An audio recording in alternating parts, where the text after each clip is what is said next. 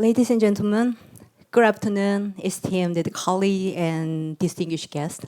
It is my great pleasure and honor to welcome you all to the 19th Jeju Forum for Peace and Prosperity. I am Hae-young Chang, and professor of the political science in the Department International Relations and Chungang University. I'll be a moderator in this session. So today we gather here not only to exchange the knowledge and idea, but also to celebrate the very significant milestone in international diplomacy and global governance. This session is particularly special as it coincides with the monumentary occasion, the recent election of the South Korea as a non-permanent member of the United Nations and Security Council. This achievement is a testimony to South Korea's growing influence on the global staging and its commitment to contributing to international peace, security, and prosperity.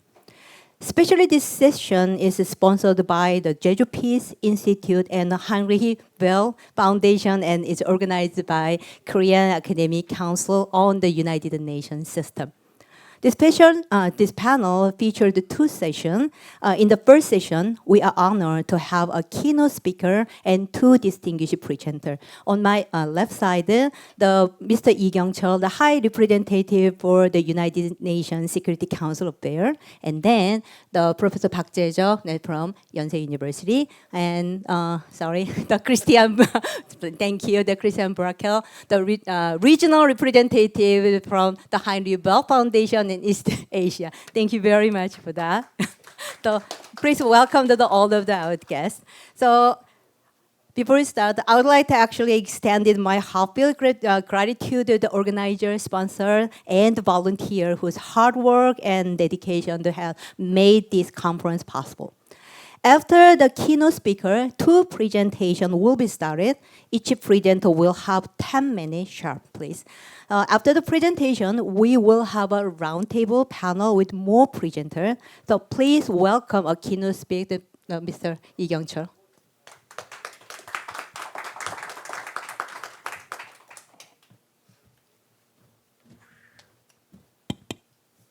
Good afternoon.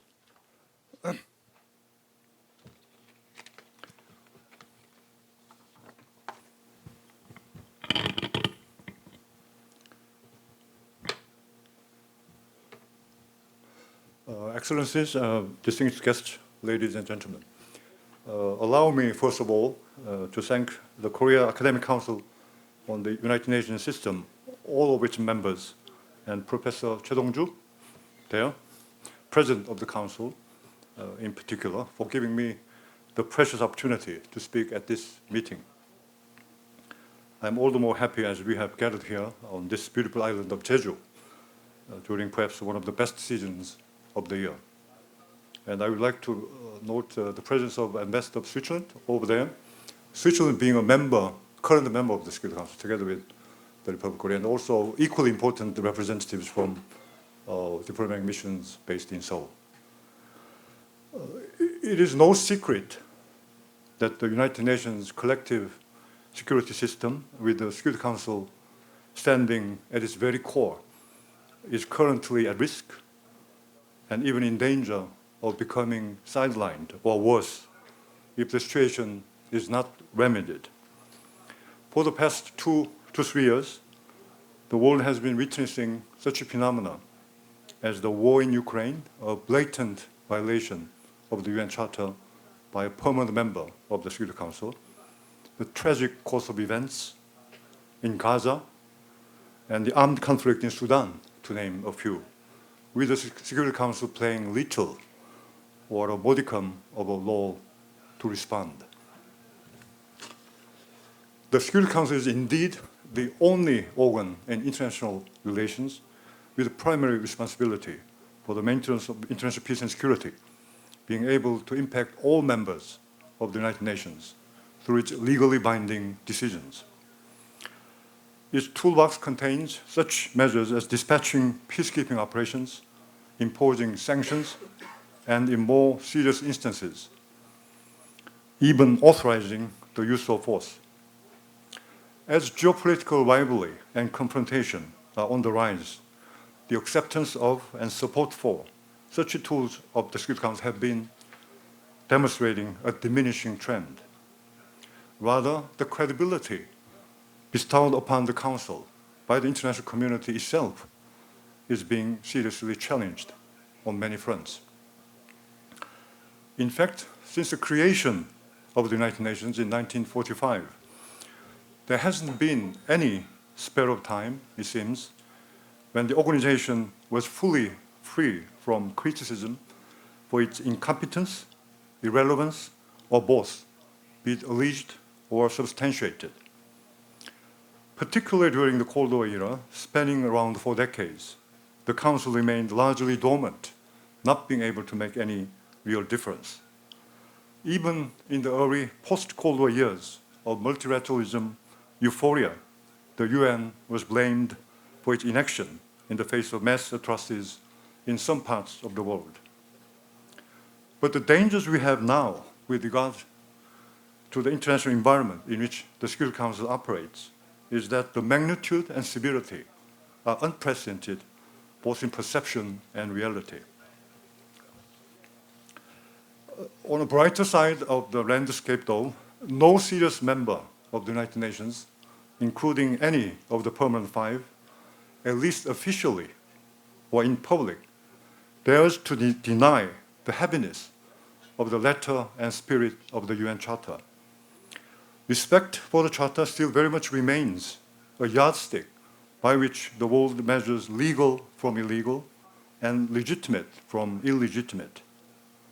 Furthermore, the UN, on the matters of peace and security, has been innovative, though limited in scope and agility, in adapting itself to the evolving needs of the world. The introduction of UN peacekeeping operations, something not explicitly provided for in the Charter, is a case in point. Against this backdrop, the Republic of Korea embarked on its third ever 2-year term as a member of the Security Council at the beginning of this year.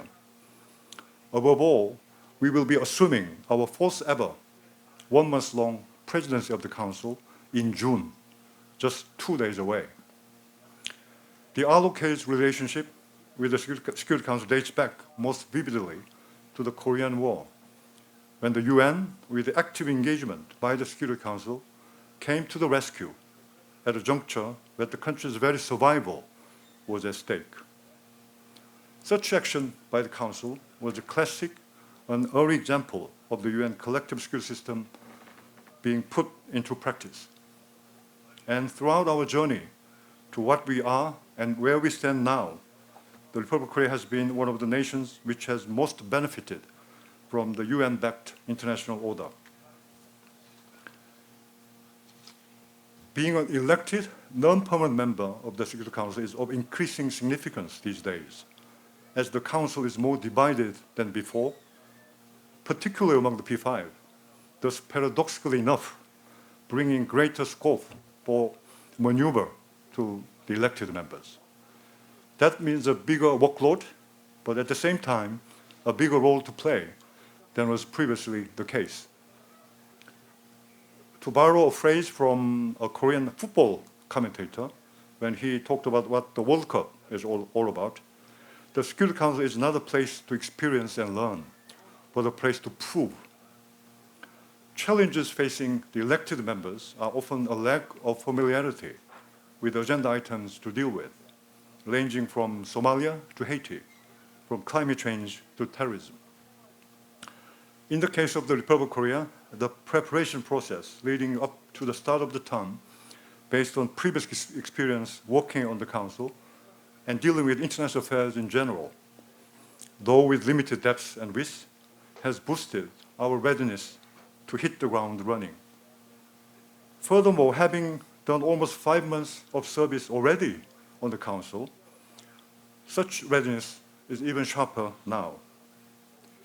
My colleagues at the Allocate mission in New York, covering the Security Council, are either in action or on standby, literally around the clock and throughout the calendar year. The matters relating to the Korean Peninsula, such as North Korea's nuclear and ballistic missile programs and its human rights situation are naturally the focus of the greatest attention on the part of our delegation. The existential threat we are facing probably does not have many comparisons. Those are the boundaries that often contain our diplomatic perspective as well. But with stronger confidence in our ability to act globally, coupled with the Charter responsibility as a member of the Security Council, we are looking farther ahead in our conduct of business on the Council. The vision of serving as a global pivot state, or GPS, embraced by the allocate government, is a guiding light in our activities as a Council member. On top of that, we are putting our focus in the Security Council on such thematic issues as peacekeeping and peace building, cybersecurity, women, peace and security, and climate and security, among others. As we are holding the presidency of the Council in June, and once more in the second half of next year, we intend to seek to raise the profile of such matters in the deliberations by the Council. On an additional note, I would like to draw your attention to the fact that the Security Council may, even at times of irreconcilable division, have at least some calming effect through its discursive process. The hotter the Council discussions, the less likely it is that any given situation will escalate to the level of extreme.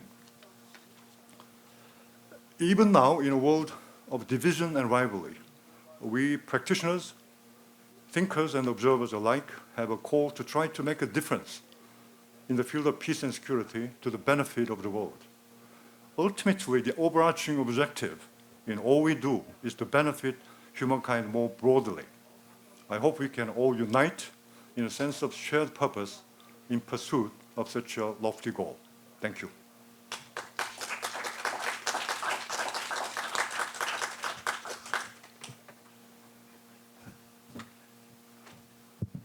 Thank you very much for the keynote speaker.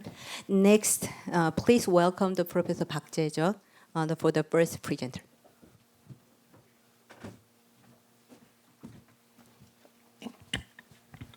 Okay, thank you very much, Professor Jung. Hello everyone. Good afternoon. My name is Jeju Park. I'm a professor at Yonsei University here in Seoul. Not here in Seoul. This is Jeju. So first of all, I'd like to thank Kakunsu and its president, Professor Choi Dong-ju, for inviting me here as a speaker. I understand that my job is to make some initial remarks in order to facilitate the discussion of the roundtable, which is going to follow my presentation and the next presentations. So I'll make it very short.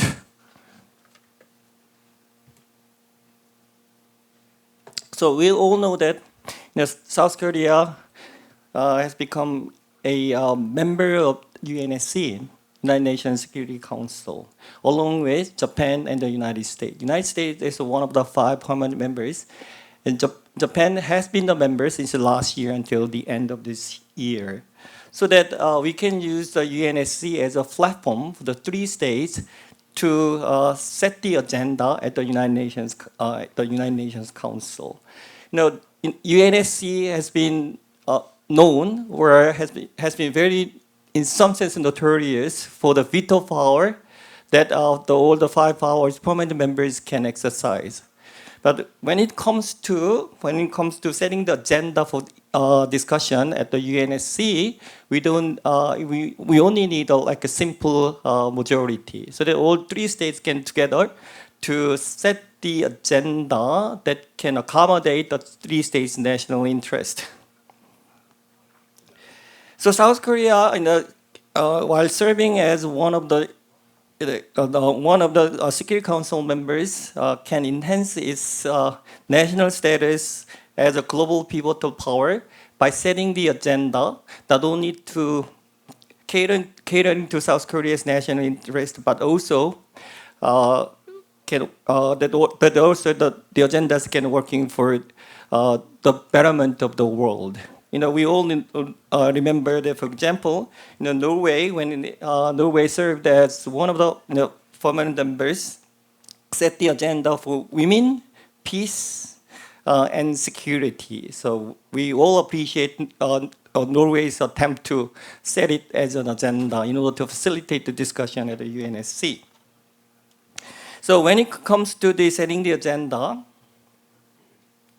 first, South Korea would like to use the UNSC as a platform to raise the awareness of North Korean human rights violations. This year, 10th anniversary of the release of COI report. In 2014, the COI Commission of Inquiry released a report that condemns North Korea for dire human rights violations. So in December 2014, the United States UNSC for the first time adopted North Korean human rights issues as a topic for the discussion. So since this is the 10th anniversary of the release of the COI report, at the UNSC in particular and at UN in general, South Korea may try to raise the awareness of North Korean human rights violations. So on this point, we hope that South Korea, Japan, and the United States can work together. As since last year, South Korea and Japan has enhanced the security cooperation. They restored southern security relationship. And all the three states launched the Indo-Pacific dialogue early this year. And at the first inaugural Indo-Pacific dialogue, the three states made it very clear that they are going to coordinate, they cooperate with one another, with each other at the UNSC, so that the three states can cooperate with each other in order to raise the awareness of North Korean human rights violations at the UNSC. So also, we can set the agenda in order to in order to strengthen North Korean sanctions regime.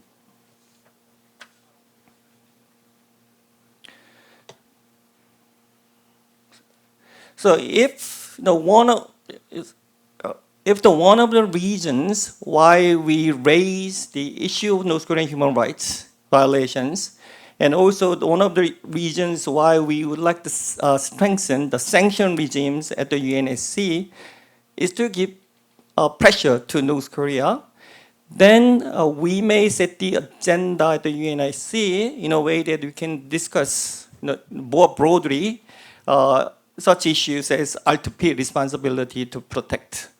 I don't think we need to name North Korea, but only the fact that we discuss R2P responsibility to protect, we can give North Korea some signal that international community has been trying to give some pressure to North Korea.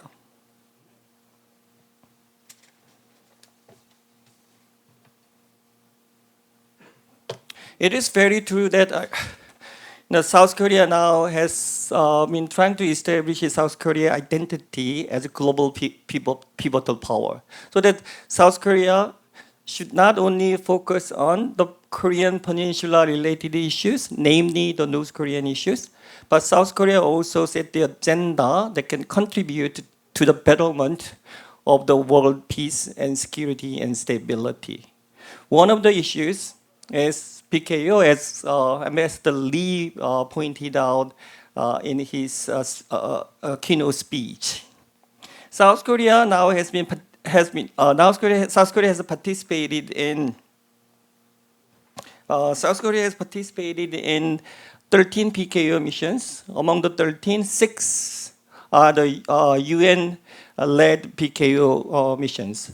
But South Korea should do more, especially in the European states or Eastern African states. Would very much appreciate if South Korea can enhance its more presence in PKO in Eastern Europe and in Eastern Africa. So that also Japan has an interest in contributing to the PKO, because that is one of the ways Japan becomes more and more a normal state. So that South Korea also should set the agenda PKO as a topic for discussion at the UNSC. Also, as Ambassador Lee pointed out, the cyber security can be one of the agenda. We can work together with other non-permanent security members at the UNSC. Recently South Korea held the AIA summit, so we can lead a discussion to set the values and norms that can be associated with AIA, artificial intelligence.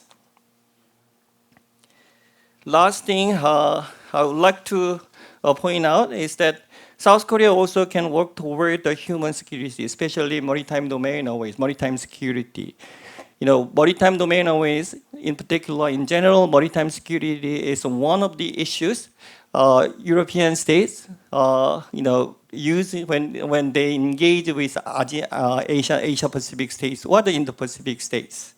So along with Japan, United States and South Korea can also attempt to set this issue, the maritime security, the human security, or maritime domain is, for the topics to be discussed at the UN Security Council.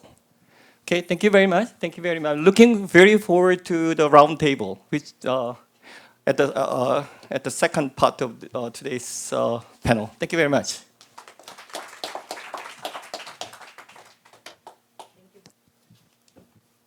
Thank you very much for the good presentation of the Professor Park Jae-jeok. And then next, Mr. Brakel, Mr. Brakel from the Heinrich Bell Foundation. Please.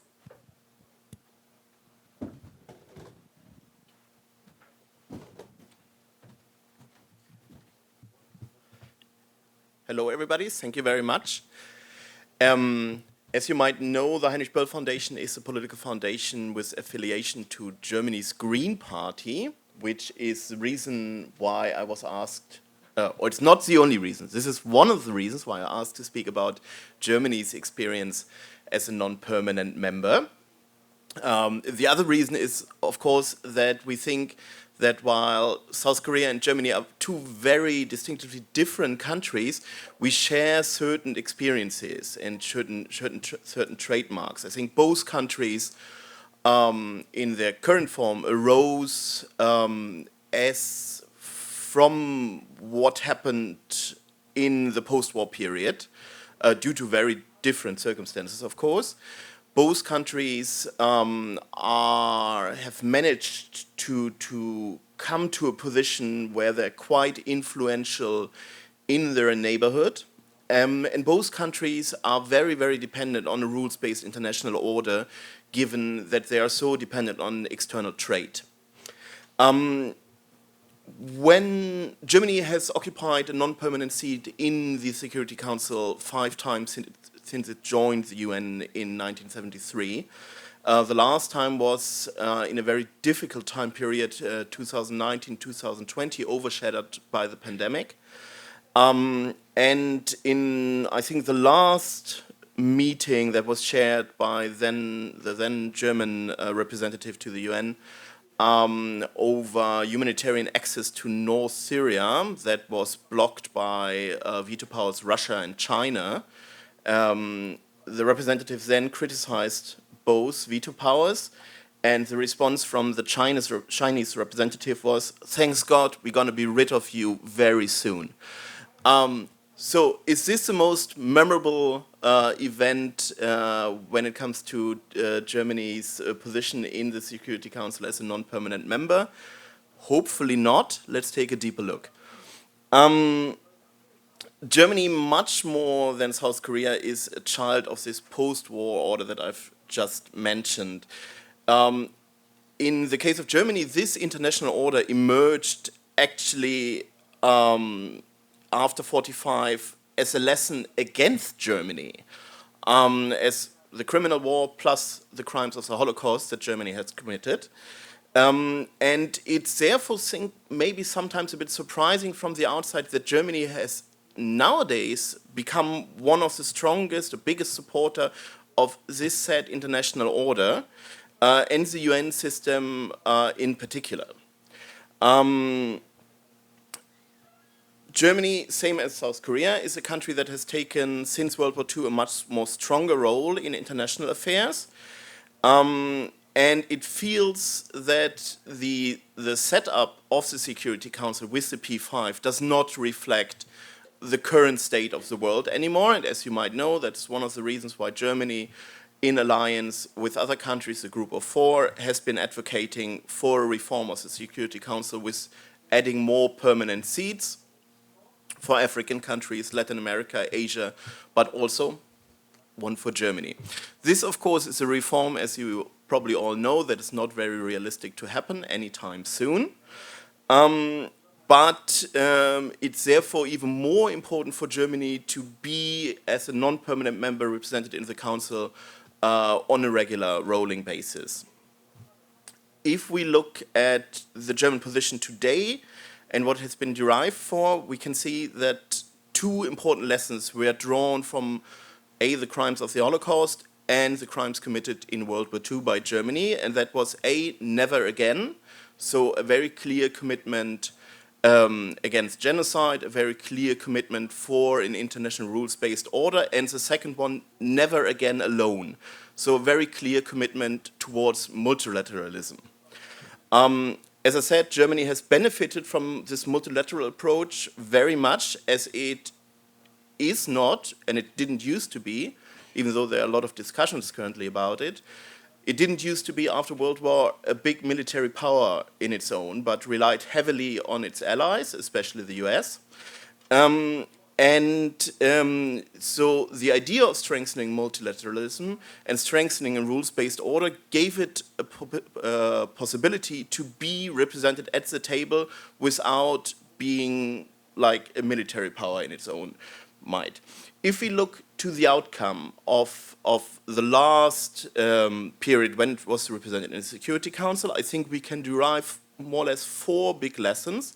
What went well? There are some, I mean, if you look at the number of resolutions sponsored, that is quite positive, or co-sponsored. If you look at the role that Germany, for example, played when it came to the drawdown of the UN peacekeeping mission in Darfur, UNAMID, and the transfer to the unfortunately unsuccessful follow-up mission UNITAMS in Sudan. Germany played quite important role. Germany played an important role when it came to humanitarian access in northern Syria. But I think if you leave all these things aside, I think what is more important is that Germany tried to be a bridge builder in a very difficult time when we know that the international system is very deadlocked between the P5, especially between the US, Russia, and China. It did not always achieve this goal, given that also clearly Germany is not a neutral country. But I think what Germany did that made it successful in some parts is A, it didn't concentrate on global issues and not on German issues. B, the fact that many of these topics have a strong repercussions or find a strong domestic echo in Germany itself.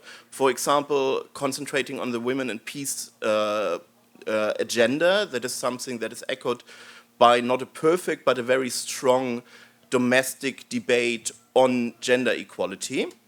And a concentration on conflict prevention, which again plays a role, or it plays the fact that Germany is not a military power, but trying to be more involved in conflict prevention. Then the third thing, a very strong coordination with France, the country that would hold the presidency in the Security Council right after Germany. And also a very active, active consultation with actors in Germany, input from civil society, input from academia, and other stakeholders. So I think four lessons can be drawn. A, to concentrate on global issues, not on German issues, or in this case on Korean issues. Anchor these issues domestically, coordinate with your neighbors, and actively seek the input from civil society and other stakeholders. We have to constitute that the times have become even more difficult. The ambassador just mentioned that since 2020. The council is flooded by the regional situations in Gaza and in Ukraine. and there's very little space for innovative approaches. I think, and we can also see that sometimes that nowadays this German approach to say, okay, we draw lessons from our own history, we draw lessons of like what has worked well from Germany, that in the case of Gaza, this is coming to a certain, or has come to a certain deadlock or a certain limit, in the way that we are not always sure, can we defend a universal order, or do we defend a very particular German view of things? But I would still encourage South Korea, and I hope also my own country, the next time, I think we're running again for a non-permanent seat in 27, to take these lessons to heart. Yeah, and good luck, South Korea.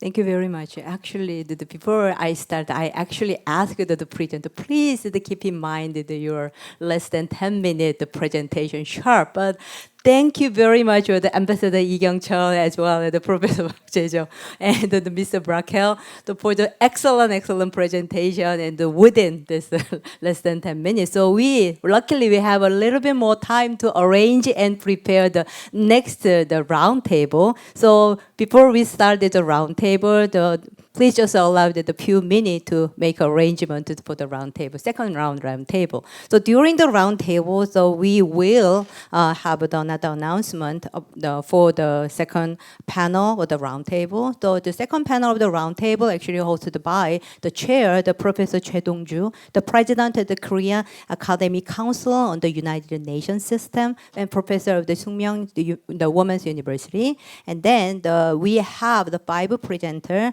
starting from the Mr.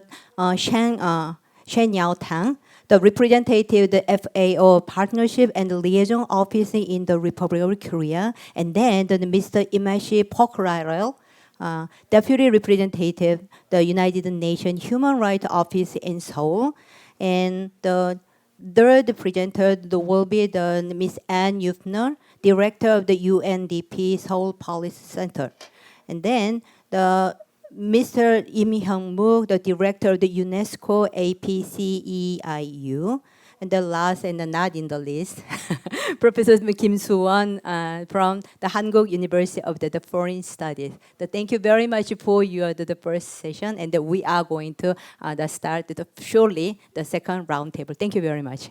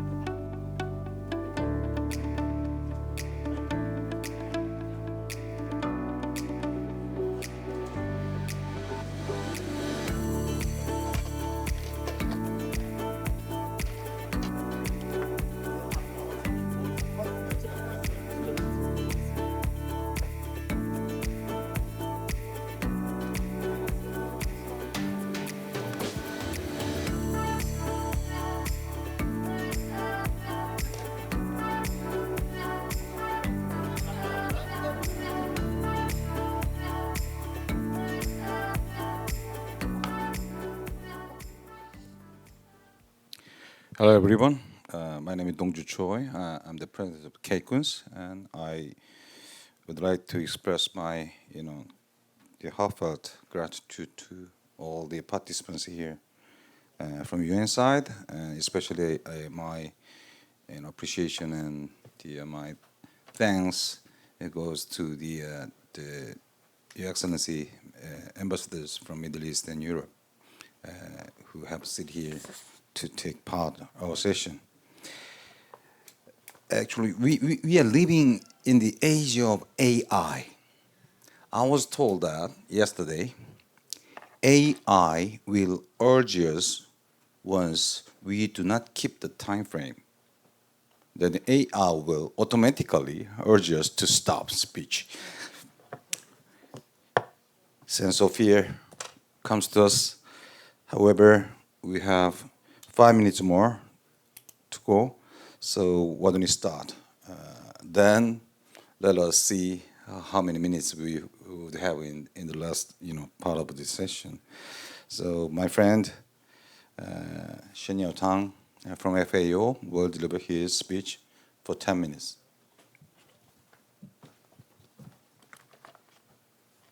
Please give him a round of applause. Thank you very much, President of Cochrane and also Professor, what's the name of the university? Songmyung University. Thank you very much for inviting me to be here. It's really my honor to be here. Secondly, I would also like to echo and also appreciate the presence of Her Excellency, Ambassador of Switzerland, and also some other embassy colleagues from PNG. I also saw Ambassador of Palestine, but he is not here. Thank you very much for your presence and also for joining us. Now, to start with, I think we've got a very good, let's say, presentation before this. First of all, I would like to congratulate on RK for being elected as the long permanent member of the UN Security Council for the second time for 2-year term, lasting from this year to next year. I certainly think that RK will play a very important role in this agenda setting and also discussing, consultation, and the negotiation among the very important global issues and agendas. As RK is going to play a global pivotal state in the future, and at the same time, I think what's more important, RK can certainly use its own experience and good practices in food and agriculture, because RK suffered from hunger, poverty, malnutrition before 1970s. And now it's the only country who has been successfully shifted from a developing country, poor country, to a developed country now. So hunger and poverty has been addressed very, very successfully. There is no issue of food security in this country. So I do think that in the global and UN agenda, RK can share and maybe in setting the agenda, its best experience and practice in food and agriculture to benefit the global international community, particularly to benefit developing countries. So that is why I will come to the food insecurity issue. I just want to let you know that the global food security is not optimistic at all. We have crises, meaning crisis. And in food and agriculture, we call 5F crises. The fuel crisis, fertilizer, and the low investment to food and agriculture. Then we have food price crisis. So to that end, I skip some because you only give me 10 minutes, right? Yes. I want to save at least 1 minute or two for other very distinguished speakers. Yeah. Now, actually, as in the PPT, you've all got the PPT, and the UN General Assembly and also the UNSC quite often also addresses food security issues globally. Now, Why I'm saying the food security situation is not optimistic? Now, I couldn't see it actually. I hope my eyes would be better in the future. Now, according to the SOFI 2023 report, hunger remained virtually unchanged from 2021 to 2022, but still it's far above pre-COVID-19 pandemic. Globally, there are around less than 800 million people who are undernourished. Still a lot. Now, in this region, globally, we have more than 400 million people who are undernourished. And 40% of the population in the region can't afford the cost of a healthy diet. A healthy diet is just $3.7 US per day per person. According to the global report on food crisis this year, 2024, 282 million people, that is about 21.5% in 59 countries or territories, were in crisis of acute food insecurity last year. So under those circumstances, 2030 SDGs cannot be achieved if we do business as usual. If we do it like this, SDGs could only be achieved by 2063. Now, let me take 1 minute more to explain about FAO. I think you guys all know FAO, Food and Agriculture Organization of the United Nations. It's a specialized agency of the UN. It was established on October 16, 1945. That was the first UN agency. It was established even before the UN. Now, FAO has 194 member countries. RK joined the FAO in November 1949.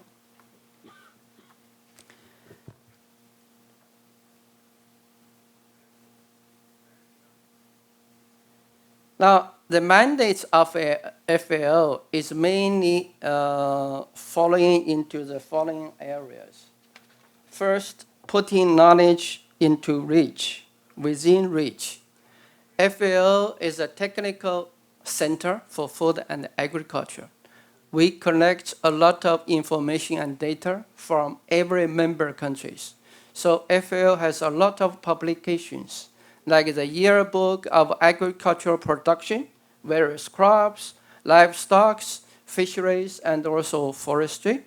And also we have some other 5 flagship publications, like, for example, SOFA, the State of Food and Agriculture, SOFI, the State of Food Security and Nutrition, just give you some example.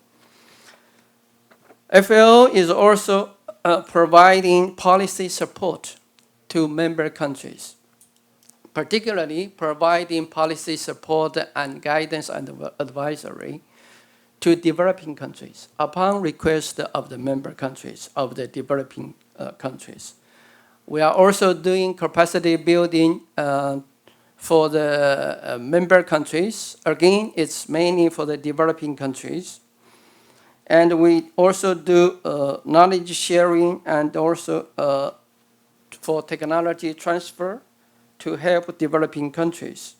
At the same time, FAO is a forum body providing a platform for debate, and also FAO is a standard setting body.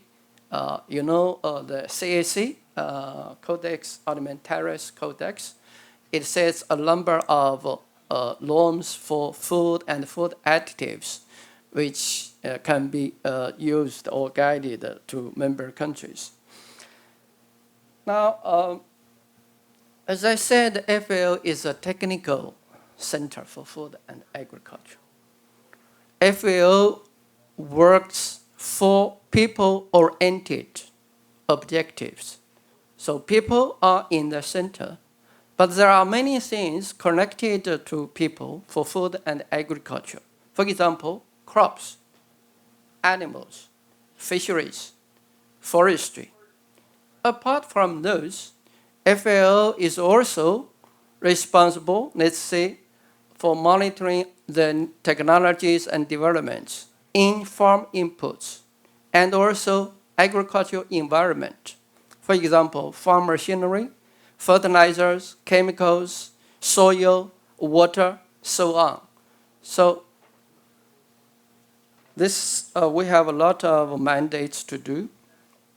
Now, the new vision for FAO, if I may say, which is very simple and very easy to remember, which is very much closely related to food and agriculture. It's 4B, 4 betters.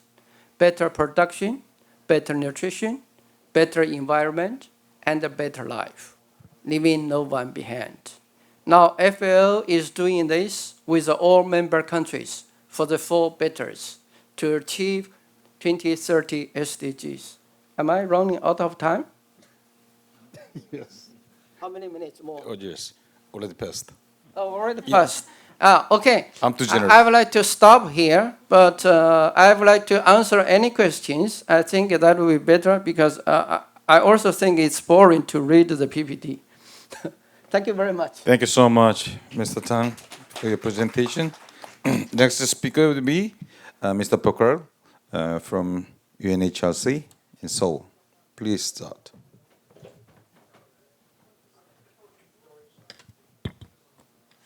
Excellencies, colleagues, and friends, I'm honored and humbled to be speaking to you here at this Jeju Forum. I would like to thank the Korean Academic Council on the United Nations for inviting the UN Human Rights Office in Seoul to this program. Today, we are discussing the roles and challenges of the Republic of Korea as a non-permanent member of the UN Security Council. I represent the UN Human Rights Office in Seoul. The office was established in 2015, and our mandate is to monitor, document, analyze, and public report on the human rights situations in the Democratic People's Republic of Korea. As I work on human rights, I will highlight how the Republic of Korea can support the human rights agenda, and in particular in relations to the DPRK. The ROK has expressed a strong commitment to promoting and protecting human rights and to ensuring the centrality of human rights in peace and security agenda. At the UNSC, the ROK has stated that its priorities are leading on emerging security issues such as cybersecurity and climate security, as well as peacekeeping, peace building, and human peace and security. In addition, peace and security on the Korean Peninsula and human rights situations in the Democratic People's Republic of Korea remains a priority for the ROK. The ROK priorities demonstrates a strong commitment to putting the human rights agenda central to peace and security discussions at the UNSC. Let me touch upon a few of the areas where ROK can be pivotal in advancing human rights in the UNSC. The first would be the centrality of human rights in peace and security agenda. The UN High Commissioner for Human Rights has emphasized that promoting and protecting human rights is one of the best ways for the Security Council to fulfill its mandate of maintaining peace and security. Human rights violations, inequalities, and discriminations are often the root causes of conflict.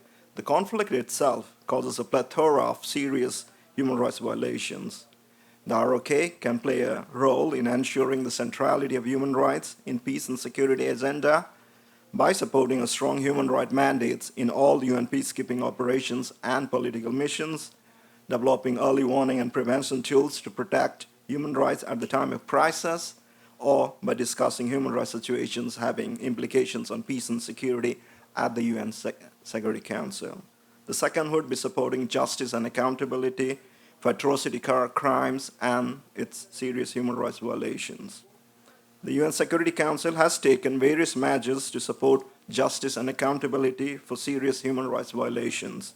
It has referred the situation of Darfur and Libya to the International Criminal Court, established special tribunals, as well as mandated peace operations to support national accountability initiatives. And in some cases, it has also established commission of inquiries to investigate gross violations of human rights. ROK is a state party to a Rome Statute establishing the International Criminal Code and has supported justice and peace initiatives both globally and in the region. It can utilize its experience to support similar initiatives for serious human rights violations at the UN Security Council. Another would be contributing to human peace and security agenda, which is basically the ROK has prioritized the WPS agenda, and since 2018 it has launched actions with women and peace initiatives and established a third national action plan to implement SC Resolution 1325. It has been holding annual conferences on the WPS agenda. Given its strict commitment to the WPS agenda, the ROK can positively contribute to this agenda at the UN Security Council. Given that my office mandate is working on the Democratic People's Republic of Korea, I would like to highlight a bit in that regards. The UN human rights experts have highlighted that the persistence of severe, widespread, and long-standing human rights violation in the DPRK cannot be in isolation from peace and security issues in the peninsula and in the wider region. The UN Security Council has an important role to play in ensuring that the human rights situation in the DPRK remains relevant to peace and security discussions, including on the denuclearization agenda. The UNSC first discussed the human rights situations in the DPRK in December 2014 after the UN report on DPRK, on violations of human rights violations in the DPRK, and from 2014 to 17 it had an annual discussions. Last year also it had a discussions at the UN Security Council in which our High Commissioner and the Special Rapporteur briefed about the ongoing human rights situation in the DPRK. Obviously, the Council members are divided whether the UNSC remains an appropriate forum to discuss human rights in the DPRK. We believe that it is an important avenue to discuss the DPRK human rights, and ROK has an important role to play in keeping DPRK human rights agenda in the SC's discussions. Another would be ensuring justice and accountability for serious human rights violations in the DPRK. Accountability and justice are vital for ensuring sustainable peace on the peninsula. The COI recommended that the UNSC refer the situations to the DPRK to the ICC and impose targeted sanctions against those most responsible for committing crimes against humanity. The Third Committee and the General Assembly decided to submit the COI report to the Security Council and encourage it to consider the relevant recommendations. However, there have not been any concrete developments in this regard.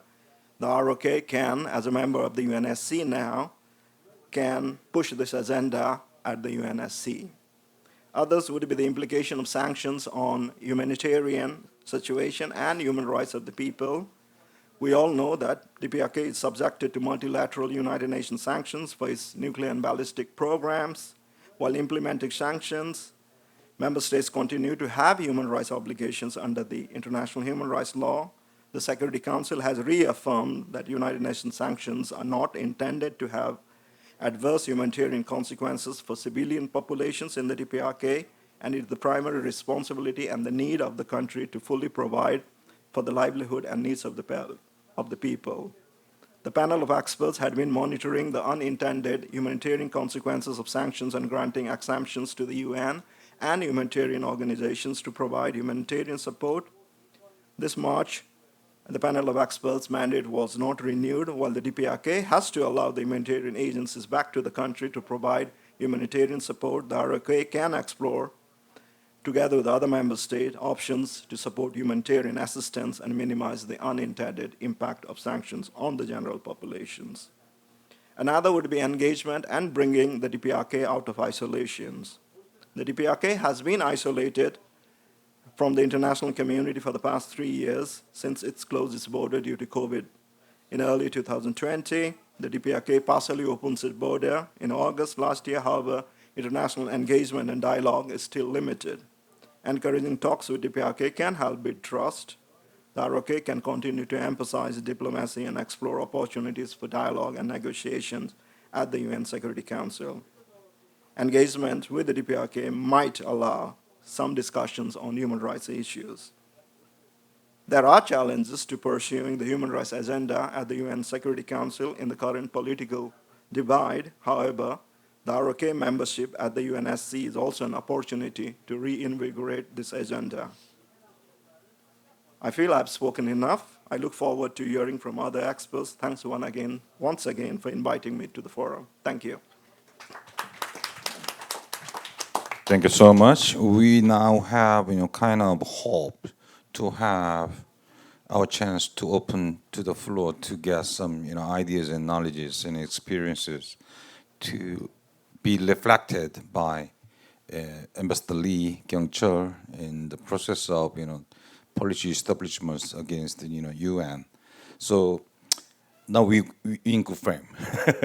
Next presenter would be the Director Ain Jupuna from UNDP Seoul Policy Center. Please do start.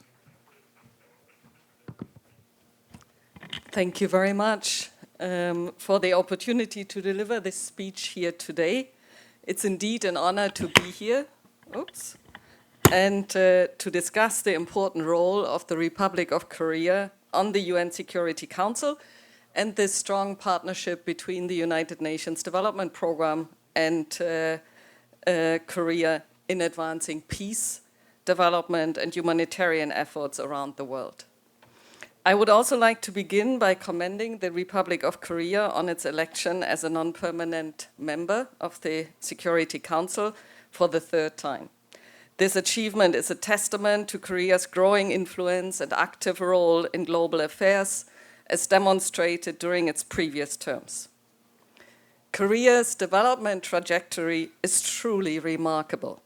Transitioning from an aid recipient to a donor sets Korea apart from traditional donors and highlights the critical partnership between UNDP and Korea. From 1966 to 2009, the UNDP country office in Korea supported over 270 projects with a total budget of $107 million, contributing to Korea's economic and social development. Since 2011, the UNDP Seoul Policy Center has continued this legacy, sharing insights from Korea's development journey to support other countries, particularly in the areas of sustainable development, climate change, and governance. Korea's strong commitment to multilateralism is evidenced through its steady increases in ODA and support for UNDP's strategic plan, demonstrated through its support for UNDP's core resources and flexible funding, alongside growing engagements on critical issues such as the HDP nexus, climate, digital governance, gender, and the Human Development Report.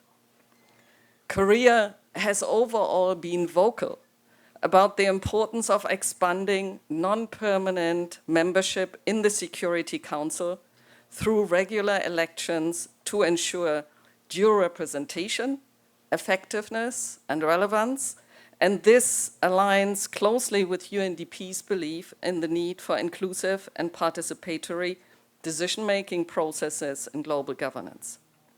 For its current Security Council term, as we have previously heard, Korea has prioritized conflict prevention, peace building, women, peace and security, cybersecurity, climate security, and upholding international law and human rights. And all of these priorities align closely with UNDP's work and reflect the urgent need to address the complex challenges facing our world today. UNDP emphasizes the critical linkage between peace, development, and humanitarian needs, what we call the HDP nexus. By integrating peace, development, and humanitarian efforts, we can better address the root causes of conflict and build more resilient communities. We are committed to advancing the HDP nexus through UNDP's crisis offer, which operates in over 170 countries and territories, including all 60 OECD DAC-designated fragile contexts, underscoring our long-term commitment to development in crisis-affected and fragile settings. And in these contexts, UNDP focuses on supporting inclusive political processes, strengthening institutions, promoting the rule of law, and empowering communities to build social cohesion and resilience. The forthcoming agreement with COICA's Conflict and Fragility Program on peace building and prevention of violent extremism in Africa, as well as many other ongoing projects under COICA's previous program modality, showcase UNDP's intent to engage closely with Korean partners on the HDP nexus. Digital public infrastructures, or DPI, are critical for development and accelerating the Sustainable Development Goals to keep them on track. The recently issued G20 New Delhi Leaders Declaration further echoes this vision, emphasizing the opportunity for entire communities to benefit from life-changing digital solutions.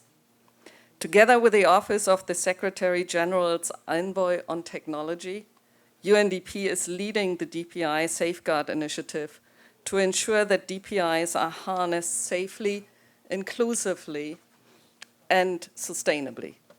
This involves working with government, civil society, and the private sector to develop principles and guidelines for the responsible design, deployment, and governance of digital public infrastructure. UNDP supports conflict-affected and fragile countries through integrated solutions. And our work on climate security emphasizes climate-proofing, conflict prevention, and peace building, ensuring that efforts contribute positively to peace. Climate change, as we all know, acts as a threat multiplier, exacerbating existing vulnerabilities and tensions. In partnership with other UN agencies, UNDP has supported the agenda on women, peace, and security through capacity building projects for parliament, security, and justice agencies. Empowering women as agents of peace is critical for building inclusive and sustainable societies. For example, in Yemen, UNDP has supported the establishment of a women's peace coalition providing training and resources for women to effectively participate in peace processes and afterwards in the decision-making. Another partnership with the Korean National Police Agency focuses on enhancing the capacity of law enforcement agencies to better respond to and prevent gender-based violence, including in conflict-affected settings. The latest Human Development Report highlights the dangerous gridlock resulting from uneven development progress, intensifying inequality, and escalating political polarization across the world. The COVID-19 pandemic has further exposed and exacerbated these inequalities, with vulnerable communities bearing the brunt of the socioeconomic fallout. Rebuilding better and more inclusively requires concerted efforts from all stakeholders, and addressing these challenges urgently and jointly for achieving sustainable development and global stability. Korea's leadership in the Security Council and its commitment to multilateralism and development cooperation are truly exemplary. Korea's foreign minister recently conveyed the country's strong commitment to promoting international peace and security based on its experience in peacekeeping operations and peace building. Korea has also started its Action with Women and Peace initiative to support global efforts aimed at ending conflict-related sexual violence and enhancing women's participation in peace processes, alongside its effort in expanding its cooperation with private partners for humanitarian aid operations. Moreover, Korea has expressed its commitment to strengthen efforts in promoting and protecting digital human rights, developing AI guidelines, and establishing a data collaboration center in Seoul for the Asia-Pacific region.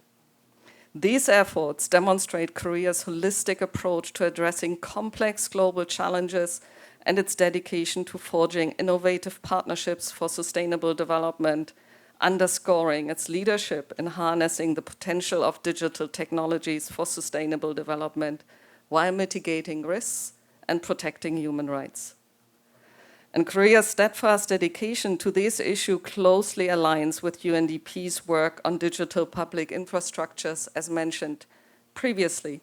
And we look very much forward in exploring new collaboration opportunities in this area. In closing, I want to reiterate UNDP's appreciation for our strong partnership with Korea. With Korea's membership in the Security Council, its commitment to the HDP nexus, and our shared vision for sustainable development, I am confident that we can make meaningful progress in addressing the complex challenges facing our world today. Together, through our strategic partnerships and shared goals, we can make significant strides towards a more peaceful, equitable, and sustainable world. UNDP remains committed to working hand in hand with Korea to advance the 2030 Agenda for Sustainable Development and build a better future for all. Let us continue to work together, guided by our common values and aspirations to build a more just, peaceful, and prosperous world for current and future generations. Thank you very much. Thank you so much for your presentation with the exact time keeping up. And then next presenter would be Mr. Im Hyun-moo, Director of UNESCO APSEU, and is called the Hub of Global Citizenship Education for Development. Please do start. Thank you. Good afternoon, everyone.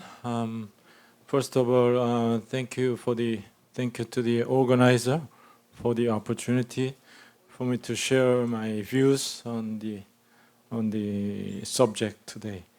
The United Nations Security Council is responsible for the maintenance of international peace and security based on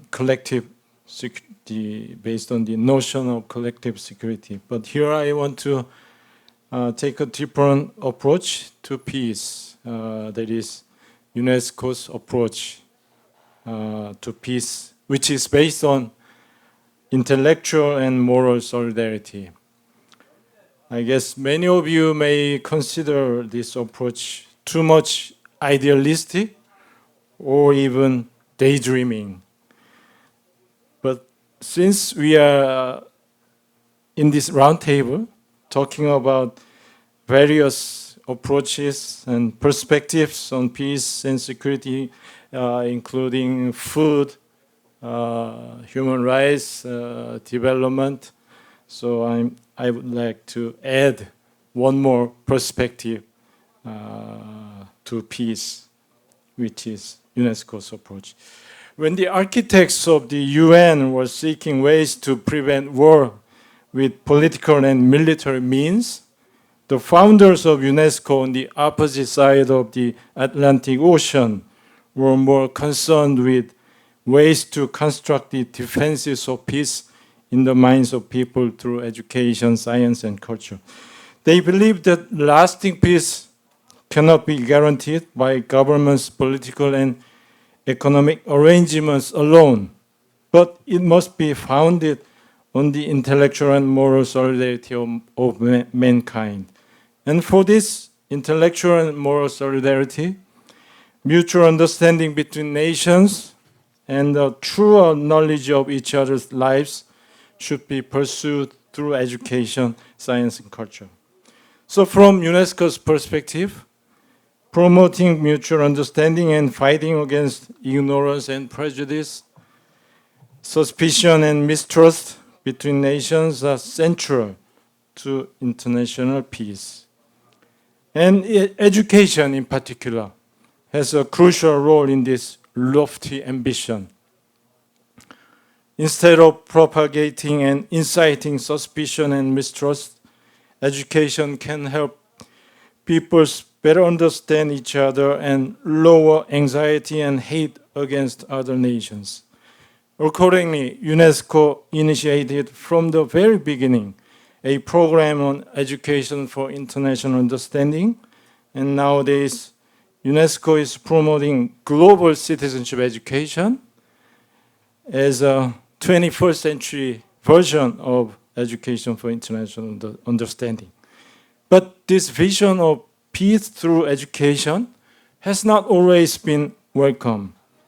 Many believe that the general public is normally ignorant and indifferent about foreign affairs, and that foreign policy is too technical and critical, and therefore making it subject to the unpredictable whims of popular opinion will be dangerous. In fact, many countries have doubt and hesitation about peace through education. Particularly, education authorities are questioning the suitability of world affairs for school education. They claim that international relations are too complex for school students to comprehend.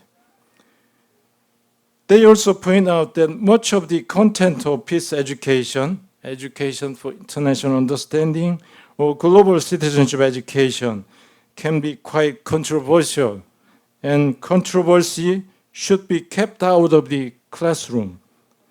Moreover, they strongly believe that one important purpose of education is to bring up patriotic citizens.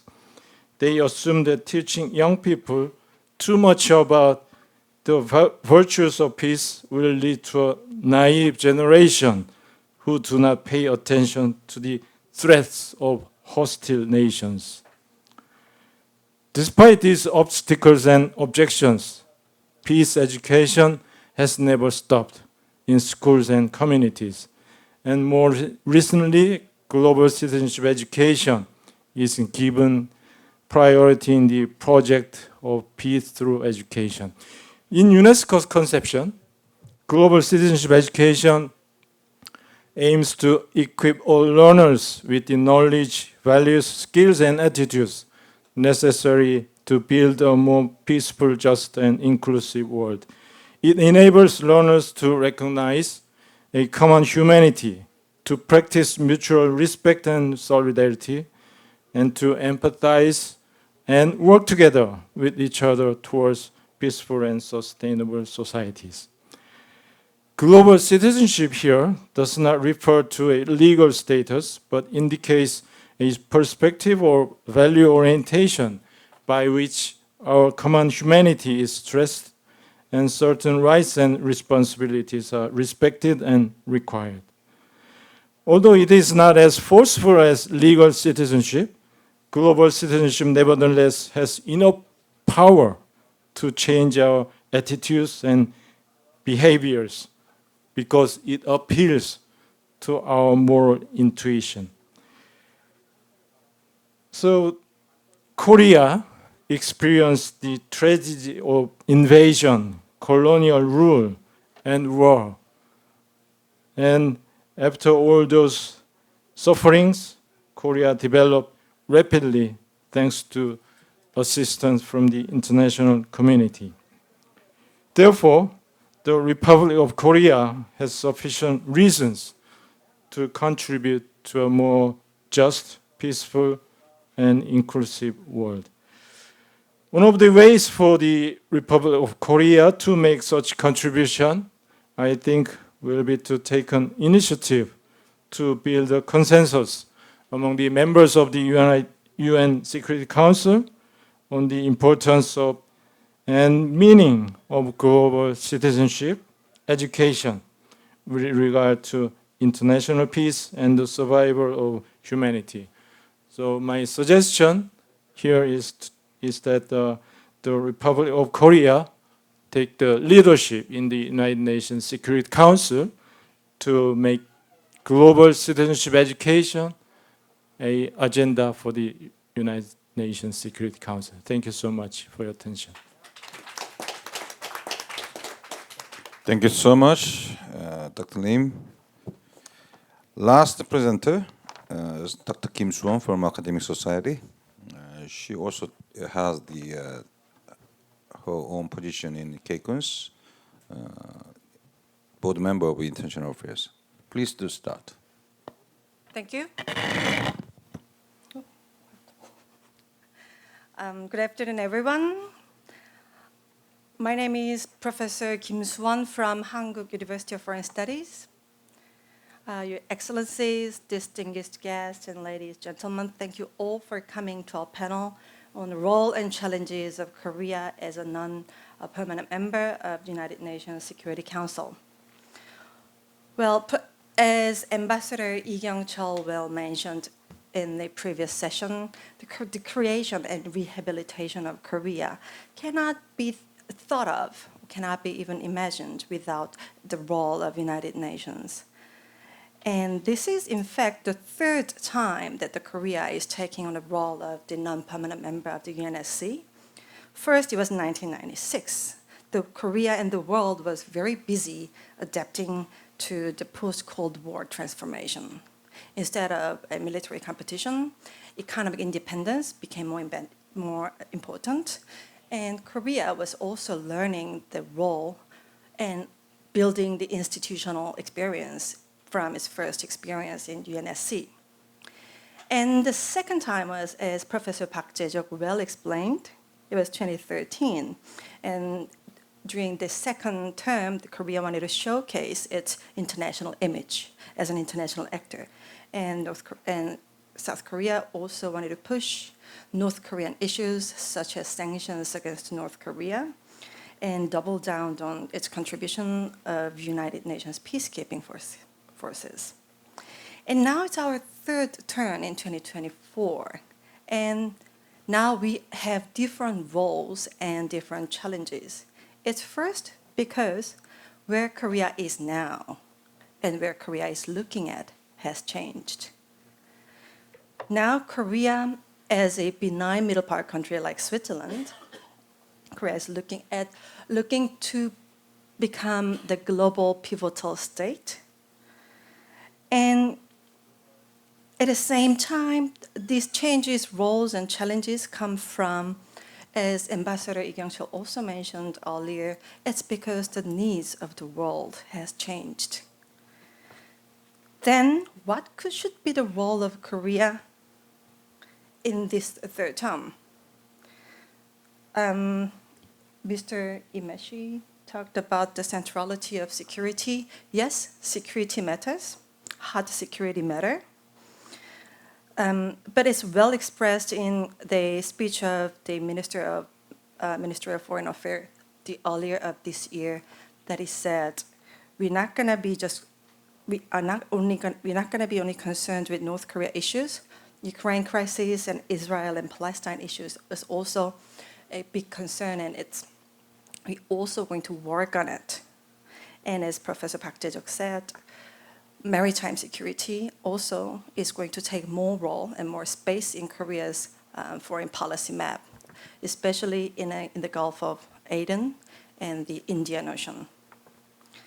But as Mr. Im Hyung-mook just mentioned, I think soft security or comprehensive security matters more. And Mr. Tang talked about food security. I like to add, on top of food security, I like to add climate security. This time, Korea, with this third term, we need to go out of the Korean peninsula. We need to go global. We are now looking at the world, including Africa. And when it comes to food security and climate security, Africa really matters a lot. And by 2050, a quarter of world population is going to be in Africa, and food productivity is not following that speed. At the same time, so far, Africa served as carbon reserve for the world, but in a recent decade, Africa was in fact emitted more carbon than it reserved, and it's not like a Chinese style.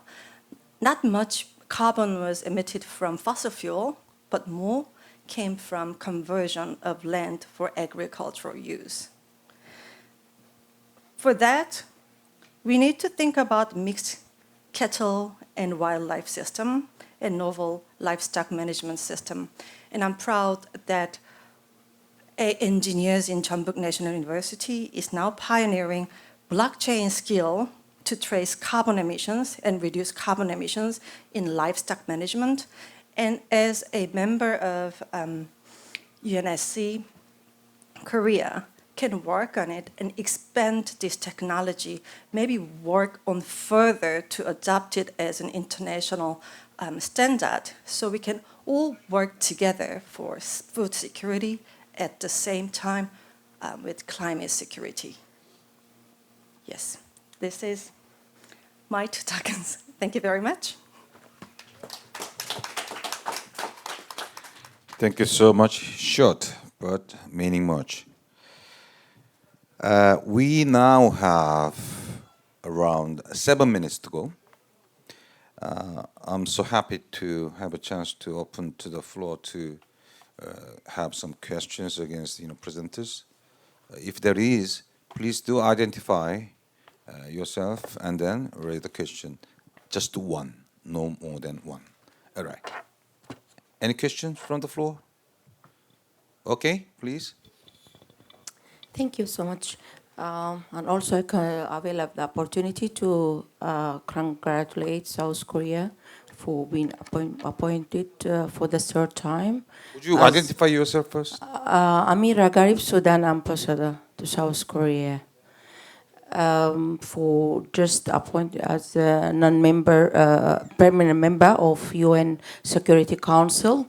So also I have a question that raised to my mind. Is the global peace is having priority for certain countries? So I think that most of the people, they just talk about the war in Ukraine and in Palestine. However, there are other wars in other parts of the world, like in Sudan. Now, where there are more than 25 million people, they are in the brink of starvation, and more than 30,000 people were killed. Even we didn't see any kind of initiative in order to stop this war or to make a certain initiative, except those of US and Saudi, but we didn't see that the world give attention to this forgotten war, and in other parts of the world, like in Yemen or Libya, whatever. So I want to know what South Korea is going to do with other members in just bringing attention to such kind of this regarding peace or negotiations or any kind of initiative. Thank you so much. Thank you so much. It's a matter of correspondence to the conflict resolution. Actually, the agenda of UN has been changed from the slogan on peace was sustainable peace to peace sustainability, right? That's the official words from UN side. I think this question must be reacted by Ambassador Lee. we have deployed PKO to Sudan as well. Thank you very much for your question. We have another council member over there, Switzerland. It's a serious issue, and I intentionally mentioned Sudan in my comment. I mean the original speech. And as a matter of principle, we should focus on all challenges in the field of peace and security. But the reality is that if we have urgent challenges, the international community not paying enough attention to some parts of the world. But Security Council is responsible. I mean, the charter, spirit, letter gives the Security Council to cover all challenges in the international peace and security, and then we should do whatever we can, and especially we have special responsibility as a member of security. We do not act only on national basis because we are acting on behalf of the international community. That's the responsibility of the members of Security Council, and we'll do as Switzerland and other members, particularly elected members. Yeah, we will do whatever we can to make the Security Council ready and be focused on all challenges, including the challenges in Africa, including the Sudan is very serious, as we know that the human loss and the humanitarian catastrophe and the conflict is a very serious issue indeed. Thank you. Okay, thank you so much. One more short question. High school student?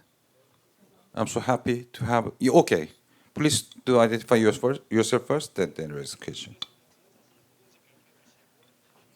네, 저는 그 남원에 거주하고 있는 시민현 정삼이라고 하는데요. 제가 이런 자리에서 발표할 자격이 있는지 좀 송구스럽습니다만은 그 개인적인 의견을 좀 제시해 보고자 합니다. 그 우선 일단 저희들 그 북한과의 관계는 그 북한이 계속 지속적으로 뭐 핵무기를 개발하고 또 저기 유엔에서 하고 저희 한국은 비핵화를 중심으로 고민을 하고 있는 것 같은데 제가 그 생각하기에는 그 북한하고 저희하고 그 공동교육이라고 할까요? 그 지도자들끼리 같은 그 의제를 가지고 공동으로 교육에 참여하는 그런 방안하고 그다음에 또 각 그 기구들 청소년이면 청소년 아니면 시민이면 시민 그 몇 명 하면서 같이 이제 그 교육의 기회를 공동 교육의 기회를 특별한 포럼은 아니더라도 오케이, 알겠습니다. 예, 공동 교육의 기회를 조금 마련했으면 좋겠고요.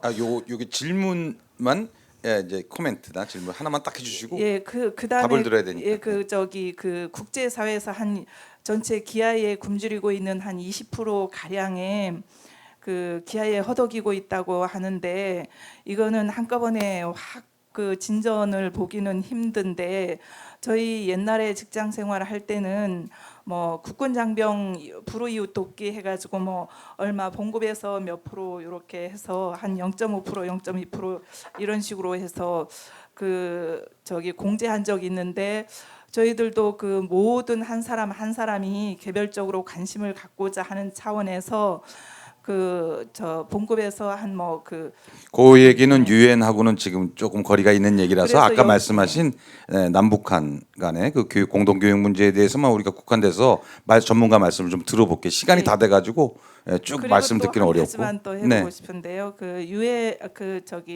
유엔 안전보장기구에 이외에 또 특별 기구를 좀 그 기아를 그 돕는 그 특별 기구를 좀 마련해서 알겠습니다. 예. 오케이. Mr. Lim, you're in charge of this. North South, common curricula for the education. Yes, please. Yeah, from UNESCO's perspective, the whole confrontation between North and South Korea may be interpreted as coming from the mistrust and suspicion between North and South Korea. So, as you have suggested, the developing a common curriculum might be a good way to address this mistrust and suspicion, but we have to realize the reality. The reality is education system is heavily controlled by the education authorities, I mean the government, in both South and North Korea. So it is really, really, really difficult to develop this common curriculum. But I think we need to give it a try. Thank you. Thank you so much. It's very hard to squeeze out, the minutes to debate and some, have the Q&A session. However, we've been quite successful because we had it.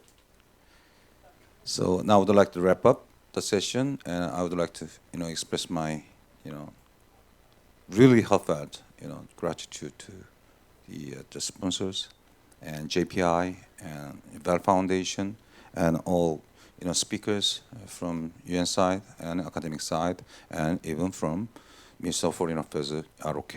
Thank you so much.